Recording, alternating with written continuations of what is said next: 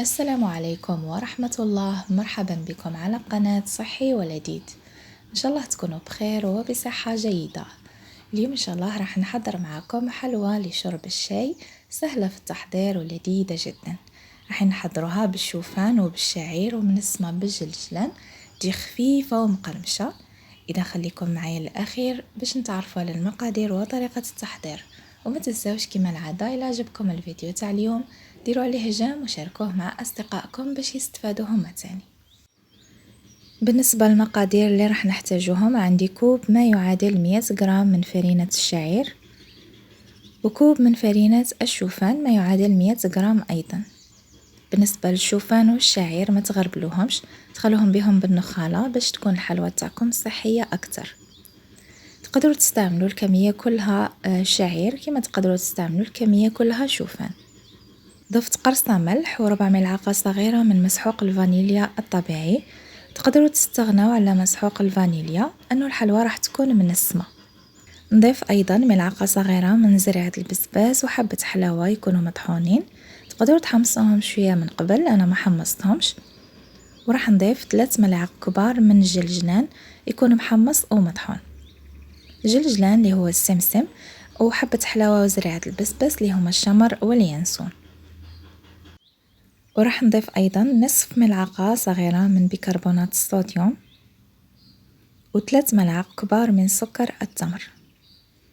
هنا إلا بغيتوا الحلوى تاعكم تكون حلوة راح تحطوا من 4 إلى 5 ملاعق كبار من سكر التمر. بالنسبة ليا يعني الحلوى ما نبغيهاش تكون حلوة بزاف، عليها حطيت 3 ملاعق فقط، وانتم ممكن تزيدوا ولا تنقصوا على حسب كيفاش تبغوا نسبة الحلاوة في الحلوى تاعكم. تقدروا تستبدلوا أيضا سكر التمر بدبس التمر ولا بعسل التمر، فقط راح نضيفوه مع المكونات السائلة في الأخير. هنا خلطت المكونات الجافة مع بعض، وراح نضيف الزبدة. هنا عندي نصف كوب من الزبدة طبيعية، يعني زبدة حيوانية اللي ما تكونش طرية بزاف. هنا نصف كوب ما يعادل 60 غرام، يعني 2 ملاعق كبار. وكما العادة راح نخلي لكم المقادير كلها مكتوبة بالجرام وبالكوب وحتى بالملعقة في صندوق الوصف. هنا إلا بغيتوا هاد الحلوى تكون نباتية ممكن تستغنوا على الزبدة وتستبدلوها بزيت الزيتون. كما راكم تشوفوا هنايا راني نبسس جيدا هذاك الدقيق بالزبدة، يعني نحاول بالأصابع ندخل مليح الزبدة مع الشوفان والشعير. وبعدها راح نحضر الخليط اللي نجمع به العجينة.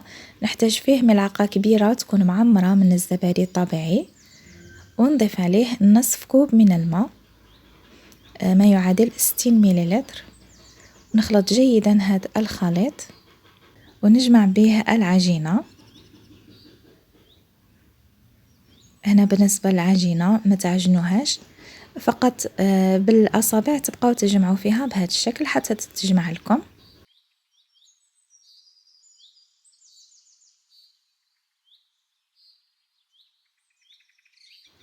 وهنا بعد ما تجمعت العجينة، هذا هو القوام تاعها، لازم يكون بهذا الشكل، يعني لازم تكون طرية باش الحلوى تاعكم تجيكم خفيفة وهشيشة. هنا عندي كمية من الجلجلان أو السمسم، تستعملوا الأبيض ولا الأحمر. هذا اللي راح نرمد فيه الحلوى. درت له شوية تاع الماء، حوالي 2 ملعق كبار من الماء، ونخلط جيدا. ندير هاد الطريقة باش هاد الجلجلان يلصق في الحلوى ما يبقاش يطير. وراح نبدأ في تشكيل الحلوى، راح نشكلها على شكل أصابع. بالنسبة للشكل تاع الحلوى اختياري، تقدروا تشكلوها هكا أصابع، تقدروا ديروها كعكات ولا ديروها كريات. حتى الأصابع ممكن ديروهم هكا خشن، ممكن ديروهم رقاق بزاف تاني. إذا هنا ندي قطعة من العجينة ونشكلها، وبعدها نرمدها في الجلجلان ونضغط عليها قليلا بهذا الشكل. وبعد ما كملت تشكيل الحلوى راح ندخلها الطيب في فرن اللي يكون شعلته يسخن من قبل لمدة 10 دقائق. نطيبهم على درجة حرارة بين 160 إلى 170، نخليها حتى تتحمر جيدا باش تجينا مقرمشة. وتكون الحلوى تاعنا جاهزة للتقديم. وهذا هو الشكل تاع الحلوى تاعنا بعد ما طابت خليتها تبرد. هذا هو الشكل تاعها، جات أكثر من رائعة، تجي بنينة بزاف بزاف. هنا نقسم لكم الحبة تاع الحلوى باش تشوفوا شحال جات خفيفة وهشيشة وفي نفس الوقت تجي مقرمشة.